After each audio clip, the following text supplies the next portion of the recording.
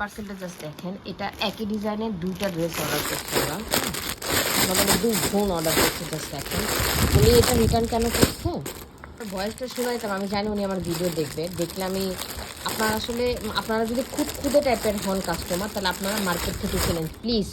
এখন কোনো বিজনেসের অবস্থা ভালো না। হ্যাঁ, এই যে দেখেন এটা অনেক পছন্দ হয়েছে, তাও সে এটা রাখতে পারে না এই ড্রেস। হ্যাঁ, দুইটাই রিটার্ন করে দিয়েছে, এই যে তার যুক্তি। ঠিক আছে, দুইটাই রিটার্ন করে দিয়েছে, এই যে ড্রেস বাদ দিলাম। হ্যাঁ, উনি আমাকে এইটার সমস্যার কথা বলছেন। এটার কি সমস্যার কথা বলছে, বলছে আমাদের নেকের কাজে প্যাকেজিং এ যেগুলো সব লসের কথা বাদ দিলাম এবং ডেলিভারি চার্জ ফ্রিতে গেছে। তারপরে উনি মনে 110 টাকা না কত টাকা দিছে, যেখানে 150 টাকা ডেলিভারি চার্জ, এটা আসছে আমার কাছ থেকে 300 টাকা কেটে নিছে। কারণ আমি বলছি ডেলিভারি চার্জ ফ্রিতে দেওয়া আমার পাপ, বুঝে না, আমি ক্যাশ অন ডেলিভারি দিই, এটাই তো আমার পাপ আসলে বড়। বলছে ড্রেসের নেকের কাজের ফিনিশিং সুন্দর না, এই যে জাস্ট দেখেন এটার নেকের কাজের ফিনিশিং, এটার নেকের কাজের ফিনিশিং জাস্ট আমাকে পার্থক্য বুঝায় দেন।